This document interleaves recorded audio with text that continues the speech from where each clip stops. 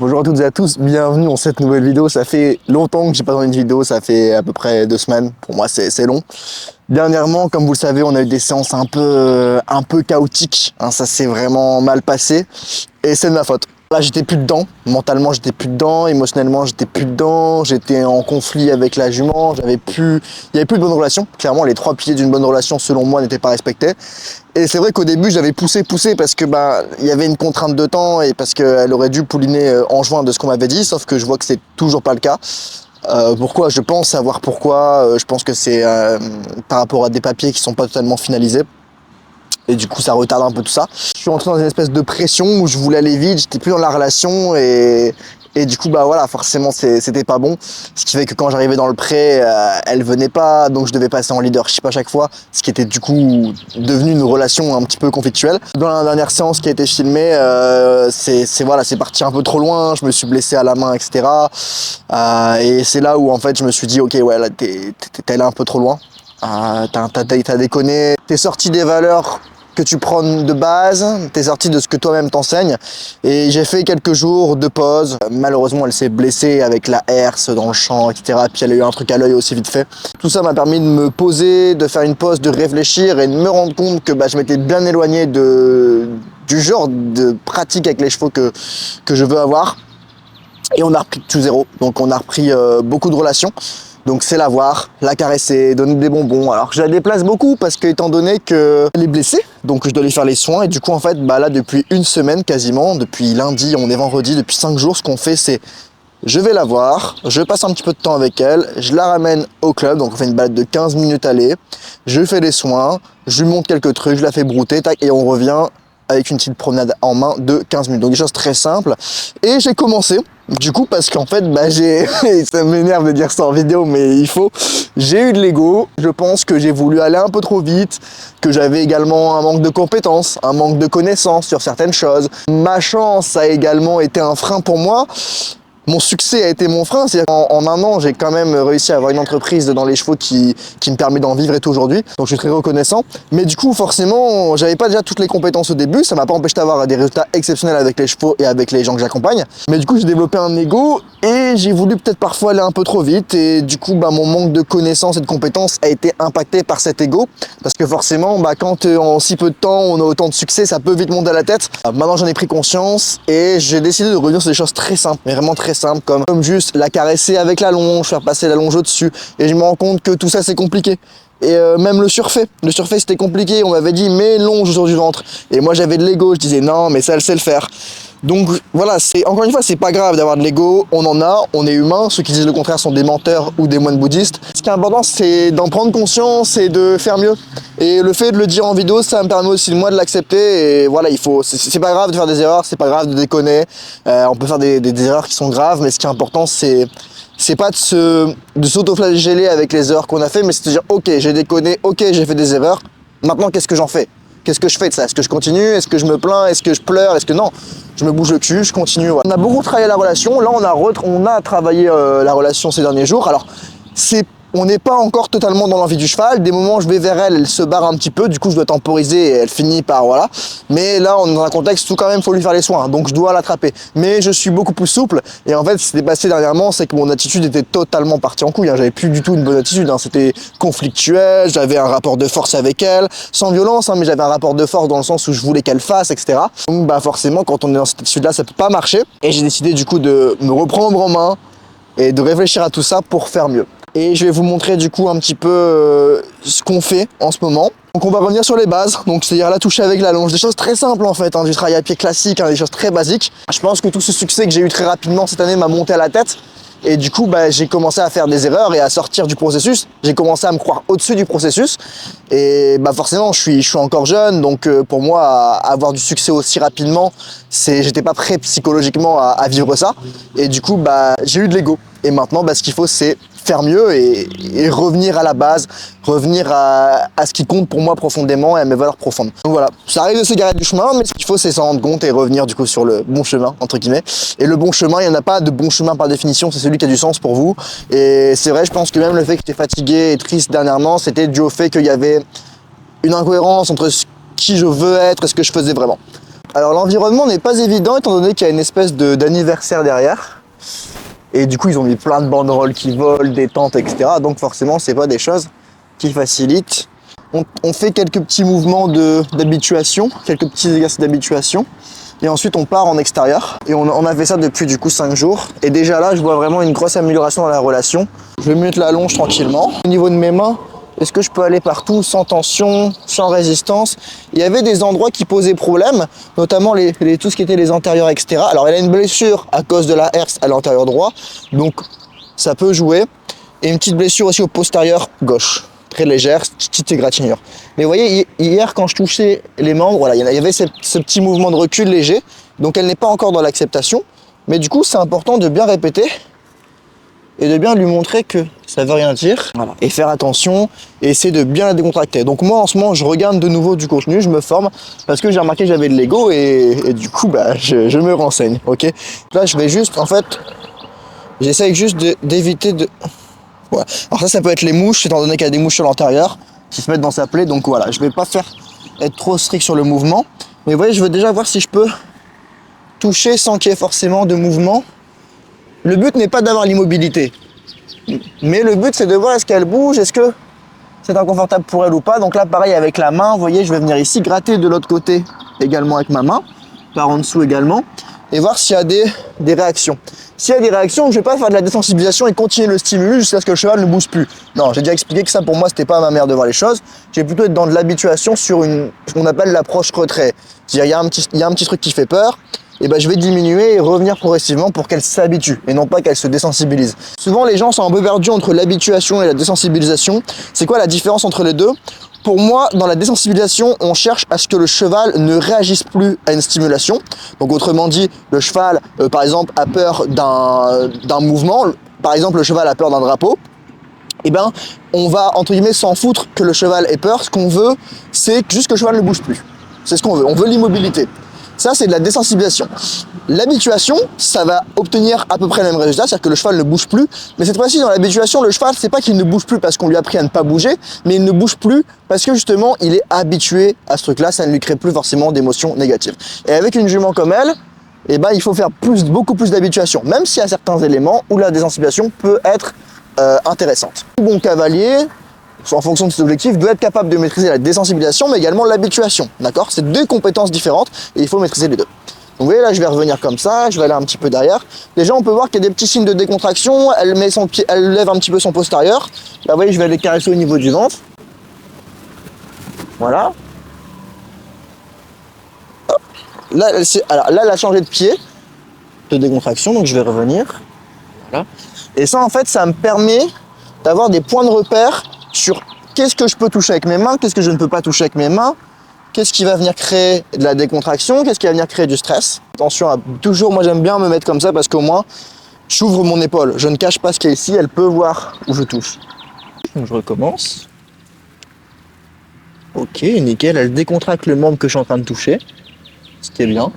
Et je peux éventuellement gratouiller aussi un petit peu. Hein. Là dessus il n'y a pas de... Voilà, on a vu une... Alors, on a vu en même temps une décontraction, en même temps une tension. Alors, il y a quelque chose qui a l'air de lui faire peur, c'est peut-être la longe.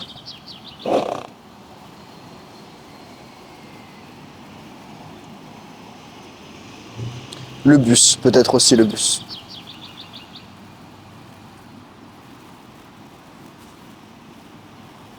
Alors je vais juste, voilà, la ramener tranquillement, sans qu'elle marche sur sa longe. Voilà, très bien ma belle.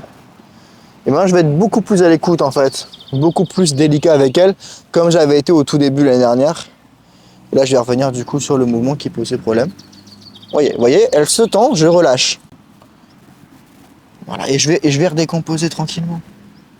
Voilà, lui montrer que, en plus c'est quand même agréable, je peux faire des petites gratouilles aussi.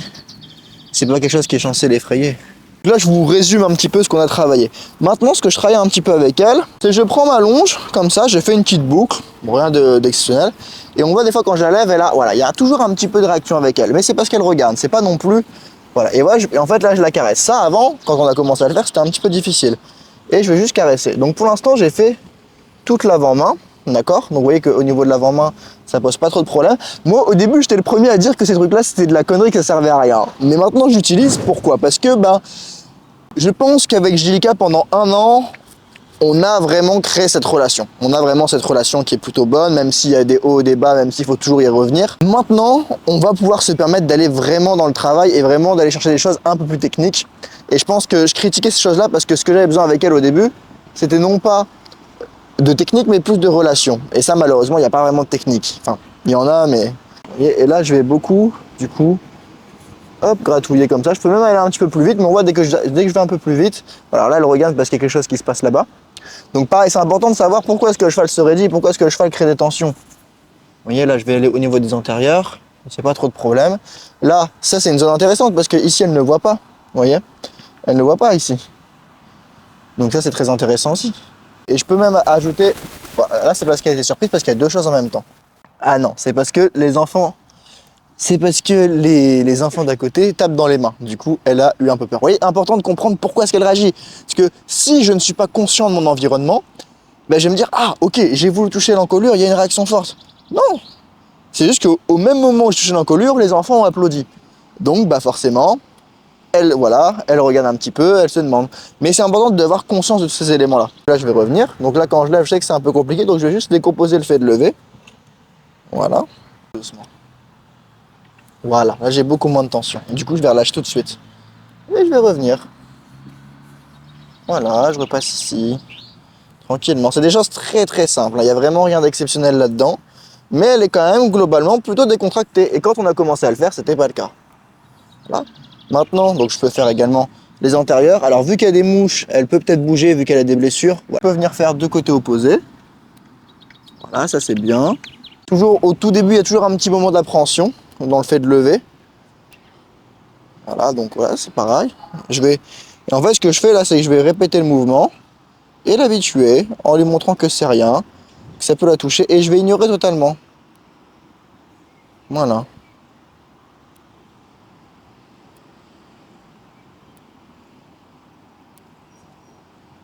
Et je vais revenir sur quelque chose de... Voilà. En fait, là, je crée des expériences positives.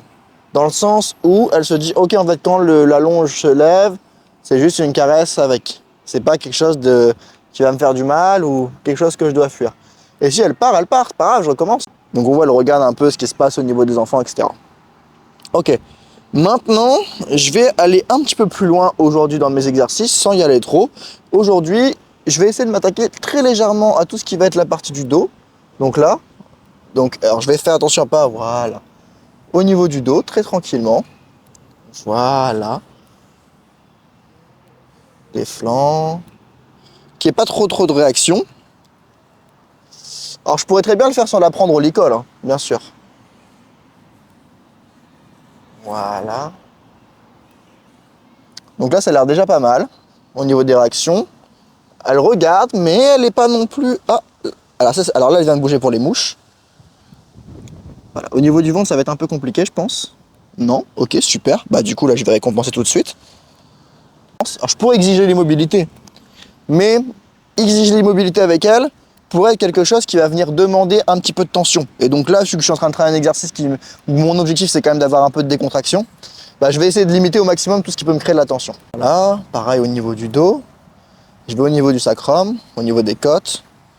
Voilà, je relâche. Je reviens sur mon encolure, toujours. Je reviens. Je peux même gratouiller en même temps, si je veux. Je vous montrerai de l'autre côté. Voilà, là, ça crée un peu plus de réaction, le frottement. C'est pas grave. Voilà, je passe bien ici.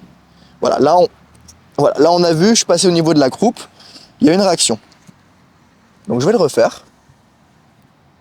Voilà, et je vais relâcher. Nickel. Et je change tout de suite. Elle n'a pas bougé. C'est ce que je veux. Au début, qu'elle ne bouge pas, mais sans pour autant l'empêcher de bouger. C'est ça la différence. C'est elle ne bouge pas parce que c'est moins inconfortable. Voilà. Là, je reviens. Tac, au niveau du dos. Voilà. Ici, super. Et là, je vais aller chercher au niveau de la croupe. Et là, tout de suite, on voit ici tout ce qui est un peu sacrum, etc. Voilà. Là, on a les feedbacks de stress, de décontraction en même temps. Donc, je vais revenir. Je vais revenir ici au niveau de l'encolure. Voilà. Je vais revenir là, au niveau du ventre. Je m'arrête. Tac. Voilà. Et là, je relâche et je donne une petite récompense. Pour renforcer que croupe égale quelque chose de plutôt agréable pour moi. Et bien maintenant, je vais faire un petit peu ces choses-là. Donc ça, c'est des choses que je vais revoir régulièrement. Hein.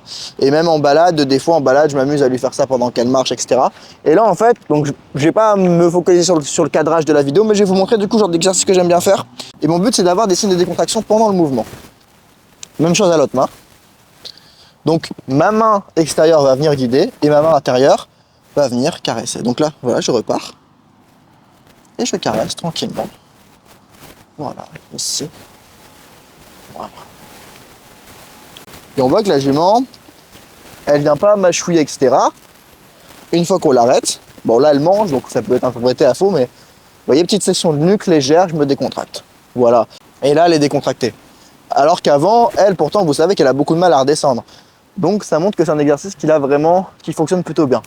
Donc je vais m'arrêter sur ça aujourd'hui. Je vais juste ajouter un petit élément, un petit peu. Je vais juste essayer d'avoir un petit peu de session de nuque. Un tout petit peu. Alors, je l'ai jamais travaillé, d'accord. Session de nuque, session d'encolure, flexion d'encolure, c'est des choses que j'ai jamais travaillé, je suis toujours trouvé inutiles. Mais maintenant, je décide de me remettre en question et de faire autrement.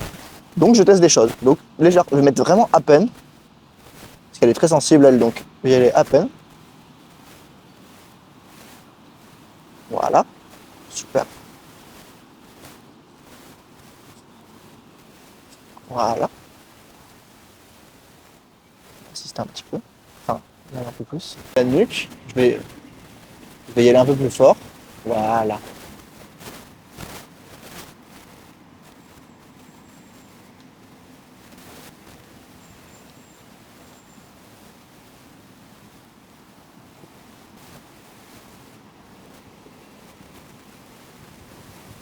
Ah, ça marche pas avec elle, ça. Hein. Voilà, très bien.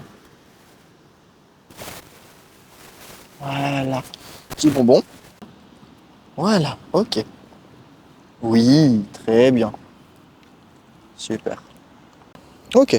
Je vais la mettre un petit peu en cercle, très tranquillement.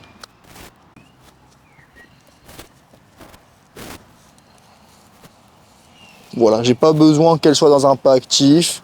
C'est pas mon objectif.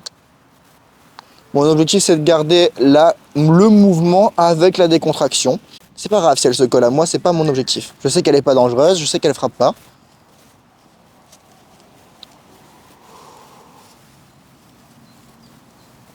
On a pas mal de décontraction. C'est cool. J'ai remis un petit peu de mouvement, je caresse. Et je vais demander tranquillement une petite session de nuque. Ok, super ça. Alors. J'essaie de comprendre parce que j'ai pas compris pourquoi elle s'est raidie. Donc j'essaie de voir s'il y a un élément que j'ai pas capté. Ok. Peut-être un oiseau, mais ça m'étonnerait. Pas grave, je recommence. Voilà. Oui. Un petit peu encore. Oui. Ah non, non. Oui. Oui, ok, super. Hop, le timing n'est pas bon. Bon. Il y en a qui sont obsédés par le timing en mode c'est à la milliseconde près. Et la réalité du terrain, c'est que la mémoire de travail des chevaux, c'est 8 secondes. Donc si on part de ce phénomène scientifique-là, qui est, enfin neurologique même plutôt, qui est que la mémoire de travail d'un cheval est de 8 secondes, j'ai 8 secondes logiquement pour donner la récompense. Et d'ailleurs, ce que je viens d'expliquer a été expliqué également par une éthologue lors d'une conférence pour l'IFCE avec Olivier... Ah, je ne sais plus le nom, mais il est au cadre noir et il expliquait aussi ce concept-là. Donc là, alors là, par contre, je veux pas qu'elle fasse pour la récompense. Donc je vais bien attendre que ce soit par ma demande. Donc session de nuque.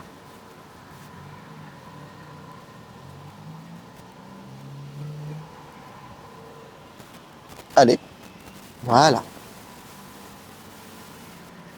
Oui. Alors là, par contre, c'est parce que je descends, donc je veux juste qu'elle respecte bien ma main. Oui, très bien. Et on revient.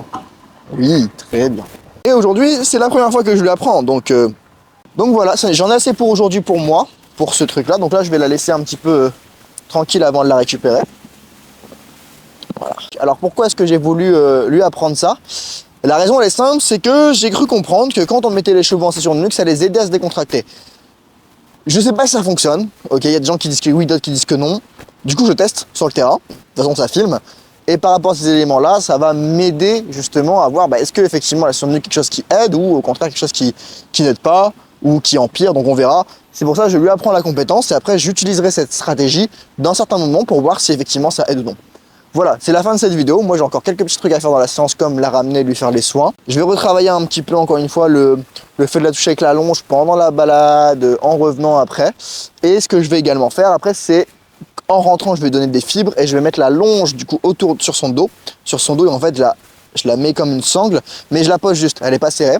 Et je donne la nourriture une fois après avoir fait ça. Pourquoi? Parce que je suis en train de créer du conditionnement qui va faire que quand elle va intégrer qu'avoir la longe autour de mon ventre, l'étape d'après c'est d'avoir la fibre. Et du coup en fait ce qui se passe c'est que au lieu d'avoir l'image mentale de quand j'ai la longe autour du ventre, c'est le stress et le panique et c'est très dangereux, c'est ah ok, j'enregistre et ça se viendra avec la répétition, mais longe autour du ventre égale ah les fibres. Et du coup l'action de mettre la longe autour du ventre ne générera plus du stress, mais l'association de la longe autour du ventre viendra générer de l'excitation. Voilà, c'est très conditionnement de base, hein, c'est les chiens de Pavlov, j'ai rien inventé. C'est très très basique et on conditionne avec une ressource de base, donc c'est voilà. Est-ce que ça va marcher? Je ne sais pas, je teste et puis on verra, de toute façon c'est ça, c'est tester et pas avoir d'ego et appliquer les choses. Donc voilà pour cette vidéo, on a beaucoup parlé, je vous ai montré quelques petits trucs, j'espère que vous avez kiffé. Prenez soin de vous et je vous dis à la prochaine. Bye tout le monde.